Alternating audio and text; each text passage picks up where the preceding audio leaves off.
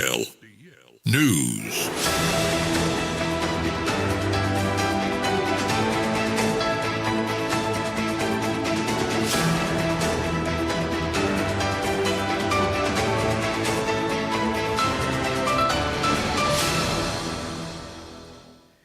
Yamamo akwapa efi tumirikane shayen ewo Facebook no so na afisi YouTube champion Taylor Dabente no na yemfa kasebo no echiremo no ensemo ya sha kasebo na se yensha se emfa free court ensensemu na bibiani circuit court wanom ahye se head pastor osofo panwa no na wada anointed grace prayer ministry ano ewo kufuo camp eno no ewo ye abofrem the day at the Richmond akwasi frempon ana efenso enipa benu amokan ho so mon kwatwere apostle kukum ewo na watwemienu ntem no manhwehwemu emfamfa wonom ensem adenti a osofwe a wono eyekofale bai edema anointed grace prayer ministry eno no wo kufuo camp ewa bofrem no chese oni nipa benu akan ho abo mutrim po se sabi abofra ketewa oya abaya chese abofra egosu akra motofia afi ni wanya abosome no pode enumpe enna watwemienu mokwa akosie nanimu no so na enka ne kiremi se osofo frempon wadin finhia no aduasa ensia 36 years enna Beatrice ejapoma wanya finhia no adunumiensa 23 years enna Emmanuel apia wanya finhia no adunumiensa 53 years na omumienu nyina da anase nipa ba sen kopie mum e obienu circuit court na omunyina akwa ne nyina ne se eye ensem esi ye a obefremi se ne nipa pode banan ma wo mutirimu po se mo kwa akoton akotutu fom sabi akwa akosi abofra afi ne wanya abosoma ne pode enum nipa ba akwa ka mo ne din e de Emmanuel Donko na meka se de Emmanuel Donko ne de watopia afajan se ode ne ho e de akanwura post for pe ne kira kwan na wonom akire nom na kwadubofo e kiremi se asemu esi ye ewo oforusu obosoma mu na toso enkron ewo mfempemienu ne aduonu ensiemu mra na abo anadwo nondu pepepe ena osofo ndinde eye frempon enipa benu eka ne hwen ede abofra ketwa mbo mode ne kopie mu abofra ne dinde eye anaya acha wanya abosom ne num ena watwemienu pe na asofo ebo mode senkeja womo ko tufom nam de abofra yi ede na hye sumena so no masie ne mu no so kram na omanga na mra no etia wokenka omanga na mra na eye section 47 Edema Criminal and Offense Other Offenses Act na 1960 no article 29 etrim se sabi enimpa wonwuye yentumi mfa ne hye fom animu so nti etia o man ga na mra eno achi nso court no ekirem am frempon ene ajapoma omumi nyina da no omode intansa bo mo se eye conspiracy to commit a crime obo mutrim po se sabi wombedi awu ene so o man ga na mamra no section 23 cross 1 article 29 no etrim se sabi se wonu obi ekwa aginatuo se munya bone am bedi mobekum nipa ede awu o ma ne mra etia ne senti omoso hwehwe mapa eguso ekosom na court ekiremu am apia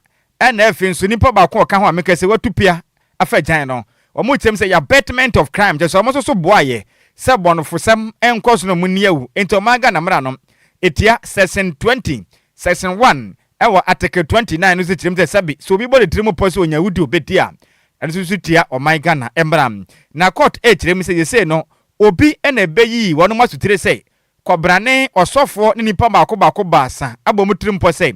umakotu fom ede abofra wanya bosome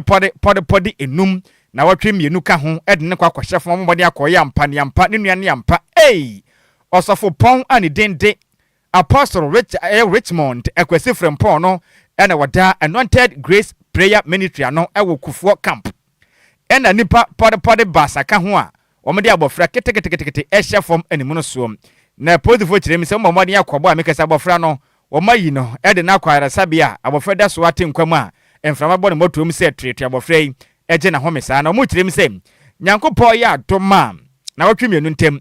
osofwe ene nipa benu omoka ne ho abakwadwan no omakoje ma na mra ahwehwe mu nsem tene so nsem a efiri bibiani circuit court eba ni mre yi yede mo nkiremu eso muntu osofo ede abofra wanya mfinhia no wanya mfinhia mpo abosuminum na watwemienu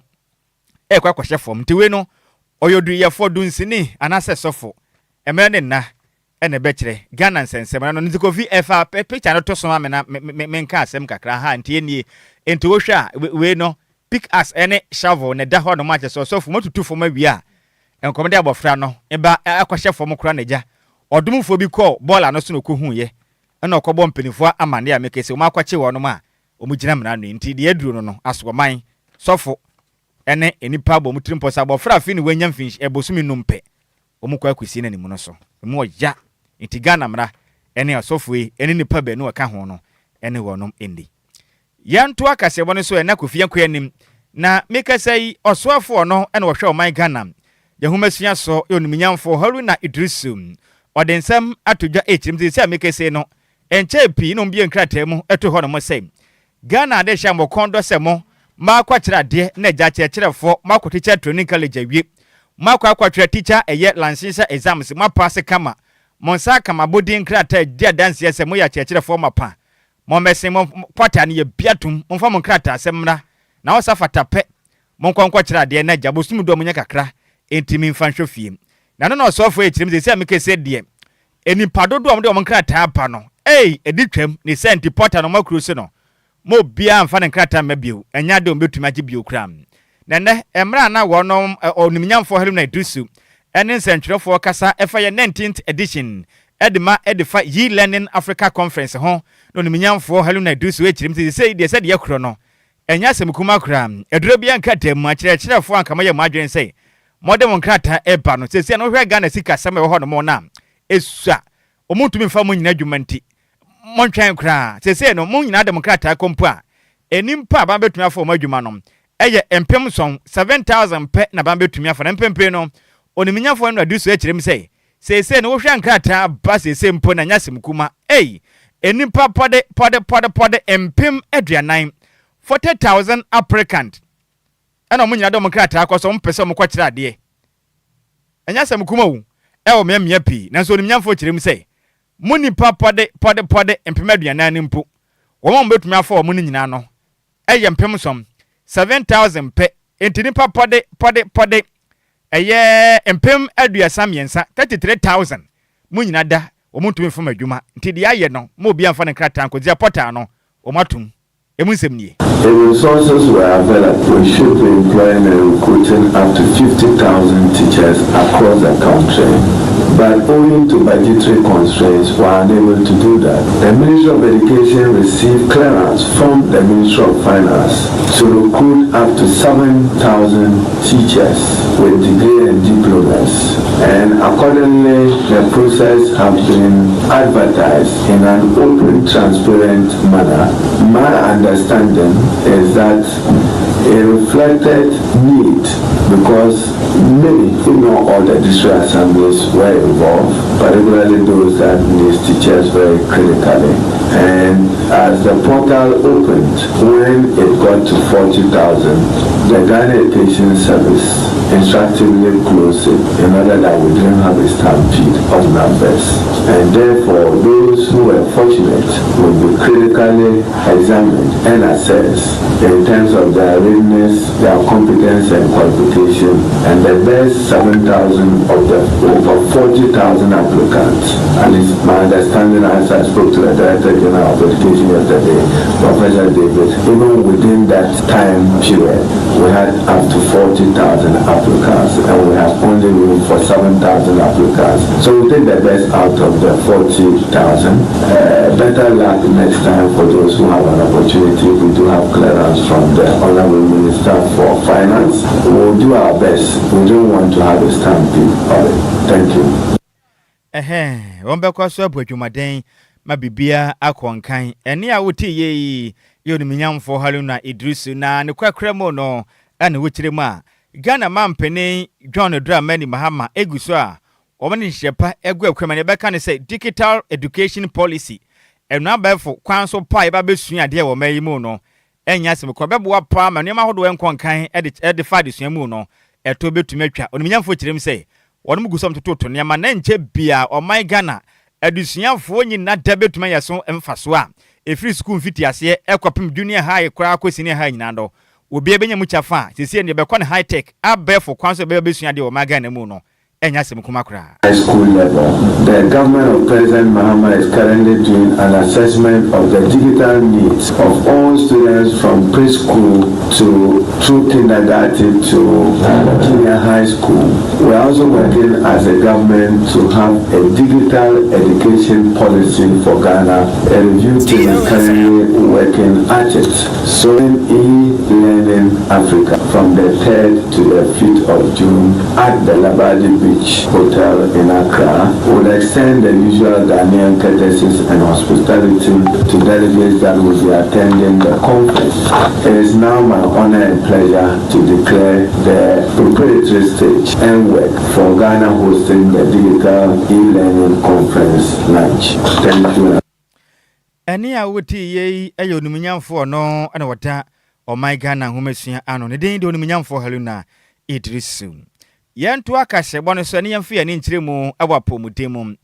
Na osoafo no na wata o my Ghana pomuden ano onuminyamfo kwabena minta akando nukura yenso na yadehia wanom ewo sehwidwabo so mahye betwani odensem atudwa ekyiremu Ghana mampeni John Dramani Mahama ene na ben egusu epo adwumaden atimiasi eye ayaresabia hoto ani ebeka ne se health post eno beboa pa wo my Ghana mensini pode ohadunum 150 district wo my Ghana munyina boa sebeya eye free primary health eye ke initiative abide pa no ebetimi aboa pa no mu kirem se ni de anya hwekura no wo betumi asi ayaresabia pode hamiensa ne adunum 350 health eye post across 150 districts beboa pa momen yetimi akoyenim no osofo ne said to dwamra obo no homoden ekopie mu a obo okonsrahwe ewo ye Martinia social welfare ewo nkrabo premantemu one adwade ene epratai oforuso obosum me ne toso 29 ewo mfimpim ye ne duonu ensiamu no nimnyamfo ekirem sei aban gusu a woboa se be ye beboa na yaresabia hoto etimi abwa mpotem titiriu ne mmea hoto am enipa na boa pese setu baabi atum yaresabia ho no mo no esua tenipa na kwa no mo abwa pese kyese ne a doctor fo no potumi nyansa ne ja wo matumi ayadwuma asayade akra na wo kira mekase no sa ye heart post o mo de pa no wo betuma sis no my Ghana afana bebre na titiri baabi enipa no wonom ebuso mo do so abwa pese se dira wadwumadi no wo kira me say eno no obedu baabi mpo no ayaresabia ho no beba nyade yanketenkiti bi agya eze se nka ade kwa ayaresabia kese no betumi de akono maboa mapomuden etimi akwanka wo kira mu am ebedu baabi mpo o my Ghana be modin akọ ayaresabia mmea hoduo piwe wo kwa kapre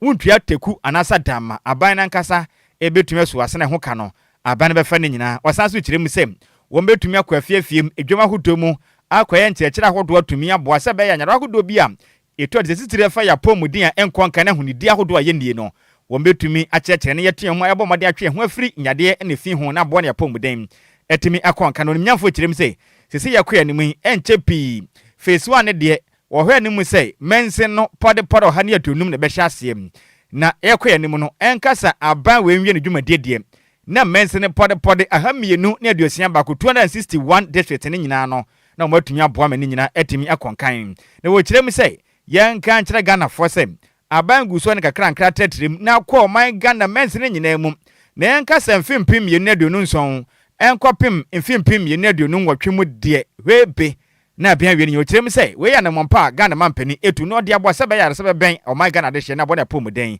etimi akonkane ewo men wode sem sei etu nsentwerefo ani High school level. The government of President Mahama is currently Debi ene ayepe no enye ono ayenhwe se yensa kane nana. As part of our preparation towards the launch of the free primary healthcare, this is another concept, and we call it a health post. So we are deploying not less than 350 of these posts, and we will situate it in a highly populated areas like market, like lorry parks, for health workers to work from that point. And so at every point you will have access to water, you will have the solar being inbuilt in the facility, you have the toilet, you have the pharmacy shop, you have the waiting area, you have a consulting room, and you have a detaining area. For now, in the first phase, we're looking about 350 of these structures. And then with time, as I have already indicated, these primary health care, we are looking at up to 2028 to roll out the whole country fully. And so we are doing 150 districts out of the 261 for the first year for 2026. So now in 2027, based on our experiences in the first rollout, we will learn from that and adjust it. If we are able to roll out the rest in 2027, so be it. If we are not able to do that, maximum by end of 2028, we should be able to roll the whole country. But for the first phase, we are going to roll out about 350 of these health posts. Any awoti ye eyoswafo no wana wada o magana ya pomuden ano oniminyamfo kwabena minta akanto ena wote ne nkan yanto akase bone se ne yemfiri apomuden mu ne yemfiri ani fankyere mu ewa adwadie ensensemu na adwadifo mo ewa santimantem kumase de kokobo ede abo aban so mbesere na da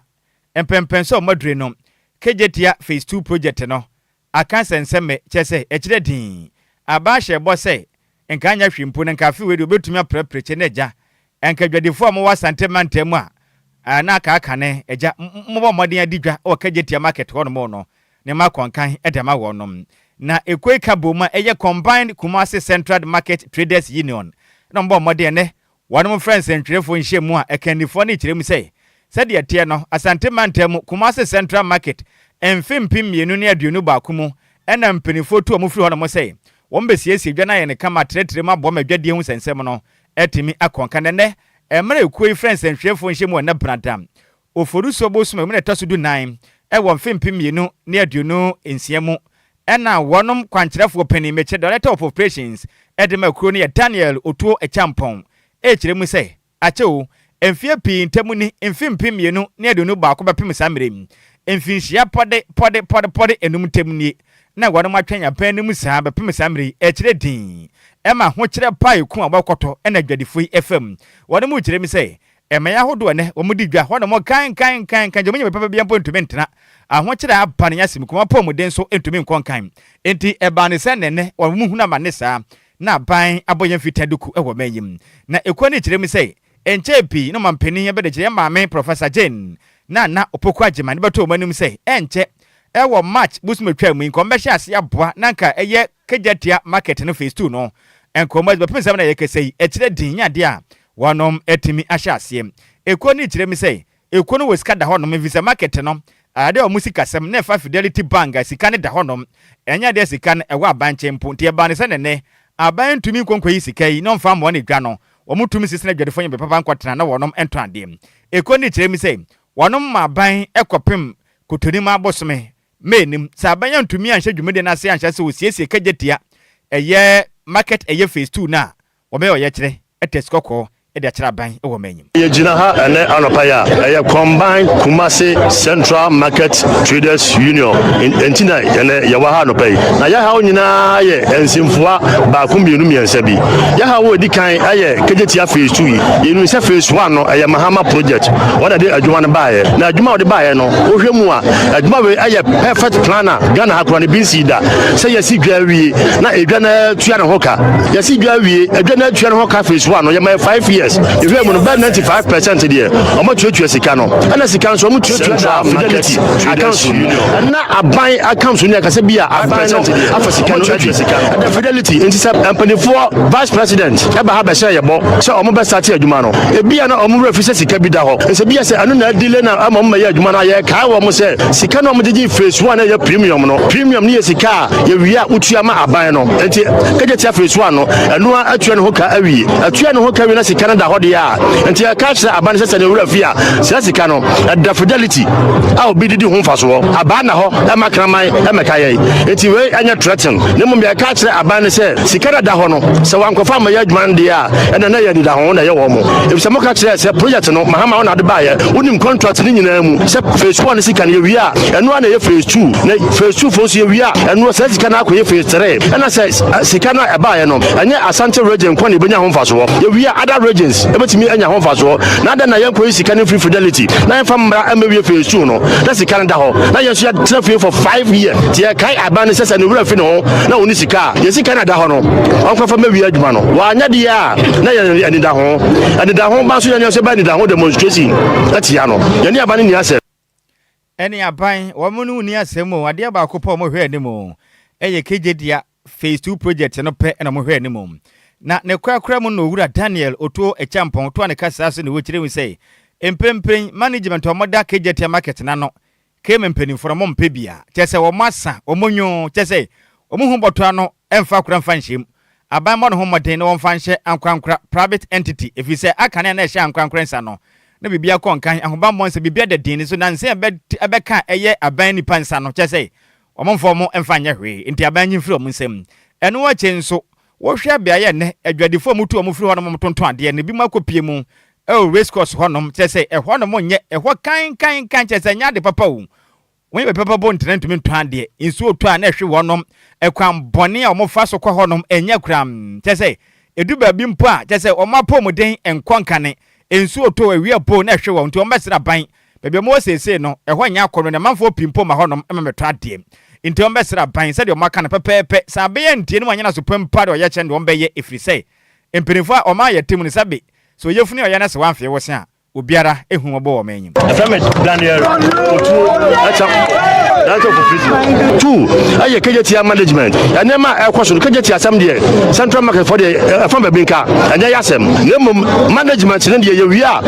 the same management and be manage phase 2 de didi wo mo ho no omne saba bedi ye enti e ka kire aban ne se omu wie dwa no na private company na ehadwa no so ye hunu se de sitie na bedi KM nsem so ye hu se de sitie enti e ka kire aban no se adwa no ensem free KM enko private man ho na ekosa so kwa aban ebeboa no atina say yes bibi ba ya the private company na nya enti asra wo mo say adwa no free KM enko private person ho enti sanse mfo me nu we de ye ma aban e free na kopim me ending ye hu hwede a fence na ye gina ho no ye be make sure say ni nyina gu fom de kwa kwotena ho akodi adwa so ba race course a ensuo to aboyi awia ba boyi e kwan ye ene ma tese bebrebe de wo de wo yare obetimi sire osika na di pan kwanta say oh bi a wo respect no otimi so say man 100 series don na bank to adwane ni enye fair enti asra aban ne say ya hu say contractor no wo site na de china de avise sika no eda ho wenye sika okopa bosia o IMF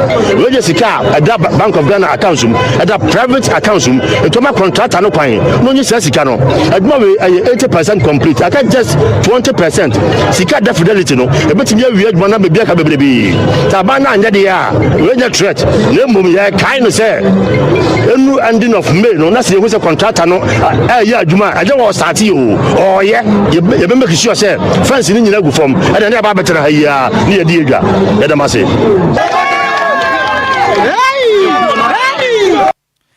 eni a woti yi ono na ye director of operations edema combined Kumasi Central Market Traders Union ne den ede Mr. Daniel Otuo Echampon yanto akase ebo no so ne yemfe yenkoso anyire mu ewa santemantemu na Chief Executive Officer edema Willing Way Recovery and Rehabilitation Center Mrs. Lydia Abna Menu Atofo edensem ababonte echirem sei omane yetimu nipa pi na atumu sesebe omadane akronfo nanso niamma bebire ne krono mobo no eyadwunumu haw ena etete wonom nti ena ma mobo krono no ye ma me ka se na ochirem sei wo hwe krono ekoso maga nam dodo na enipa pi na sabi ebro krono nanso madwunumu haw no ena ma ne wonom adane akronfo ne santi ehubehia pa sesabi obi bo krono a yefiti preko pe emfa ne nkwa afiase nkotum na mom yanto yebo ase emfa ne nkwa yaresabia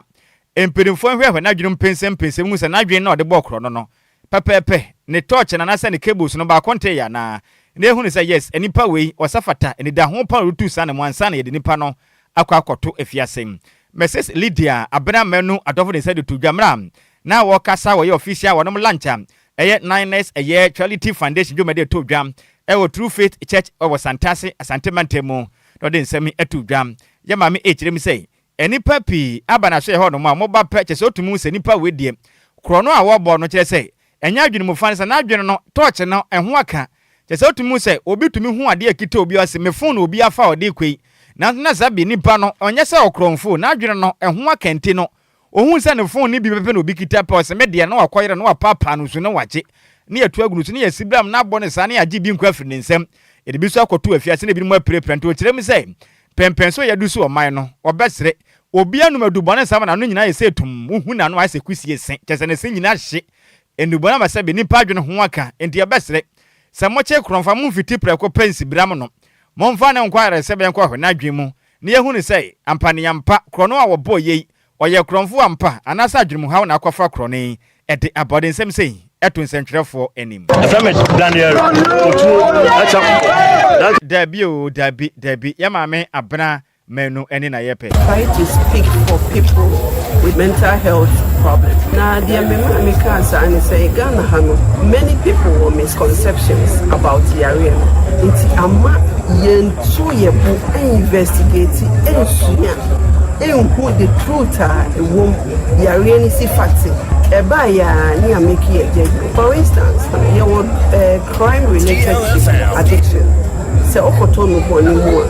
Cravings na eba. A man kwala ni yen nyoma bebre ewi anyoma eno na ni da ho eno wonko wia ena or person dissatisfied itself because person owi aton no nye sika no wo ebi kura di ko skills omo di ko exchange drug no magic. It is our crime related to addiction ewo eno de who say nipa no owi aton no they are satisfying itself. But when it comes to adwemu how bebre na wo hallucinations into because of that no bi ohwa bibi kutawa ofi say ene dia adwene kire ne say eye ne dia me facility ho say enipa bebre ohwa ya bo wo prepare wo mu efi say no obi kutane phone okofo ka trotro eno ho say obi use phone o say ne dia okoje ni by force omo bu ni prepare anyame nkwa omo incidents bebre and cases bebre na ya buy aso e ho a omo wadwemu hawa omo ko wi ade omo ko fa ade but because you are investigating ye it will be say e betumi prepare omo bu omo ayo omo yakayaka de ansa na no kra no ebeba out no na ye hu say asomesi sana impo no o wadwemu hawa enu achi ne maame abra menu atofo echiremu am sese no omanim nipa pina na wonom epese omhwe omho akonfo suicide cases no adoso power manyim enti obesere ahwefo ene abatan say momani na hopa titiriu efa mane momma frankita hodie efiri say nipa pina omudi kan bokoko na momya ni enani achire nti enipa no no kasa waka kire say na nenyi wiase yen na kono owajapade wahya se cheche ne ho niema ne phone no de akwache na damfo ni TV ni watu di ache eso ni ba ho se krobrane de wo yi opeso oje ne nkwa firi nsam ti bomoden na fa ne kwayere se be ne penifom lefi sei nipa pi na anya wo madwen so beku omo ho omo ne eda suban bi dia e kire symptoms ne de pefe na so nam sei yemfa ya adwen ne yani ne akire nti ne yatena wa nhwe ha se me nipa hye ne ho akomfo te mo modea ne yemwa se be ya akomfo hye ekoso mamu no eno so eso betumi atie a relative no e can some be ku omo ho e be mo no there are so many warning signs omo exhibit and symptoms omo exhibit e ma ye hu say aso esinya obeku ni 100 die ya ampo obi ba me nchen say ne ba ka che say wi ase a o tena ye ni e wo so oku ni e wo so ofi wi ase e na obusa ma me ni say adenti no wo ni be wi ase wi ma me na be bo mama ni nti ye was immediately they take actions because ma me ni say all days na sa no ka che the ebemu ahu ni say can exhibit so many signs to say will give you away any property be anasa dey be a valuable for him or her loss or the ache so what the ache wa bra onya faso ya onye ya ma or the better okwa ebi o hon so a or try say or ka say why am I living? Why am I staying? Why am I living in this world? Obi also is so sad. I remember so to Musa. Obi also finding way all the time. No, I research. Our say Obenya Bibia Obetumi Diakuni. It is all signs or symptoms we are. Or someone say, first, watch your warning sign we say when you be kuni. Any pana wadi ka kire se wonya obeje ne nkwa e de free nsem. Any out on the Ecofal by Chief Executive Officer at the Willing Way Recovery and Rehabilitation Center, Mrs. Lydia Abna Menu Atofum. And a quackremun and a head pastor at the True Faith Church, our Santas branch, a Santimentemum. Pastor Samson, a genim boating, H. Nan saying, Enu Bonia Bani, Mabunin no much as a country of Muntino. Nina, I want to say any honum. discipline o manyim chese kwabrane eko school a ye mona ba wobebo na ba mpo a twenkrata koma education office mpanifo mo nyintum ansa na sabi ya kanika nipa mpre o kiremu amiri bi atwa mu no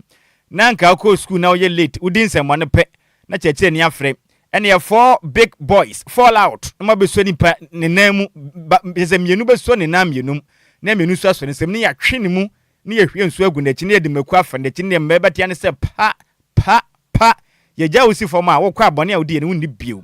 nanso nansen ye mfa abo ambo nipa wo manyim aka ni mpo obi ba kora din sem hu na obi tumeche no ka no tumpre e bona masa wo wi a na okobo ne papa ne maame ama ne se wo bei osimesi odin sem hu ndima ka ne mpre na wan besa ate na sa ate ne bia ka ho na boa pa ma bo nipa bonofo sem ne sem hu no we nanka etu otwa so nansen e ma ye monti enye nti obesere emperifo ma kwan ne ye mmoma wo mara kwan so we nya se bebo nipa ne betia na mana boro so e be pranda bi ye mmo ne ma wo mara kwan so bebo wa se be ya nipa bonofo sem no bone ye koso no etu atumetwa so for pound in sem sei etu dwa abo kraka se ejimisem e bata bo frakoma entri so aba ebe mena wa yesu wenti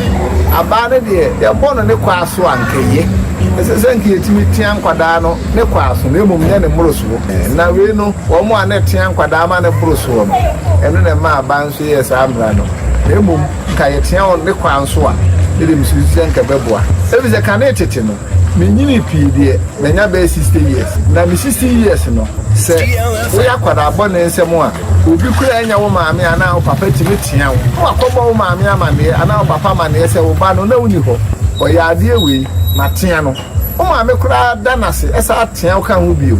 enti ne nkwada no ho obi a hu wonu mu suro wonu mu omu panimu a oh na na aye tia nkwada no nti no obi ba nam ho na so ya ade enye esa wo kotia no a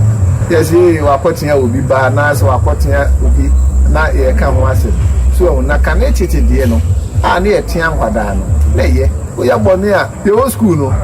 4 big boys fall out na mo aba ni a lew ni e twa oto ndi e twa oto sa e kina won ko boni ho bio eno ano no na chese kire din eni a wuti ono ene ye head pastor Edema True Faith Church ewo Santase Asante Mantemo Pastor Samson Ejeni Mboaten ena wote ne nkan we yenyina we so na yanka madwenkyere ni tew ewo Facebook no so emfa ensomo na me wofa se kucha fanet yaba no so hwe live edi free Asante Mantemo ana wo kyerem se kasebere mu de pa sanso na Richard ahwe ede baye ewo WhatsApp no so DJ Ghanaman ode aba o se Nhyiraba Kwadwo Sammy bi yankopon hyira na adwumaden soronko a wobo esom o my Ghana yenyina we sina kase ebo no yemfa ensefisa meka se nwofa asefo no aye kradoa wonom ede akopama so nsem ba besom yen efise ne Champions League match no ebi wo honom Barcelona ene atele anameboa Atletico Madrid anane basa tena ne home ema atrefo kwotwa ya ma ye to pio mienu yentumi antibi ema ekoye ni mguase ye kase ye pama DJ Hitman mbo kase susuro kofie kesem ko boka nyame nkwa nka na wa pa no sum anya sim kuma akwahye abusunya sika ene ade ne yebehwe bia susan ede bodo hono ebefa ede afa basa match no ene atere ntimi kase ni wafa asefo na atena se Kenneth wafa eti say oh nyame adom bibia de na kwemu kama yaba and there's UEFA Champions League quarter finals second leg then first leg no two enti when we abelus no afiri mu ana when we film hey we no pass ena bia na anyo yes enti baby a edu ne de bole Barcelona hey udi na yeden bole kakadia ma opening kasagu microphone no o mami papa na esolo fu ye yada esolo fufu lancho prem opening Winim me ba ansa na mbewura mu no me ba mba me nya de we sisi ana me nye we ansa wasore na me wafa asifo yi de ene se ya na mbeti wo fia no mo DL Power Sports live commentary jo emu ade aye clear crystal clear DL Power Sports live commentary jo emu ade aye clear crystal clear. Hello, my name is Emilia Probe. You listening to DL Power Sports. Hello, my name is Emilia Probe. You listening to DL Power Sports. Etika se bone agina we sina ye de ne nyina si ne ama me wofa asefo a wonom e de akopama so nsem bana betena se na wonom etimi ababesom ye sompa emusemufo no eye maize mebelantwi ene se mo e de ema yen champion Taylor ene me wofase ne birthday chenchire anya semkuma ne de make de fugu ehye no esen Wednesday national one ye hye ni bi waye mu masse tam the day the senior man Mark say omboa ye de kopie mu ego Facebook and afis YouTube makase bo no wonya bi ehwe yem sanso na me wofase DJ Zigibi echinchim kasefrenfu ma Edison ye enmrei okenkan ya me kɔ ne content crop besom wo no dia meje so ye wofa o sia de the one at Nhyiraba Kwadwo Sammy bi me sore so a me wofase kwa me yefum obetena se Bismarck man bize ye du sei NF Kenneth Tata betena se na Champions League match enya semkuma basa se no be free mu so won free mu ne hyebre akokuta atle de be sibia ne yankopon kuto ne be kire vize metim ni free mu a ebe ya me ya last season am fa fin so am fa ne mguase na aba no imamu nyina monitor a adehye nanso ye wofa se eden a board de obehegu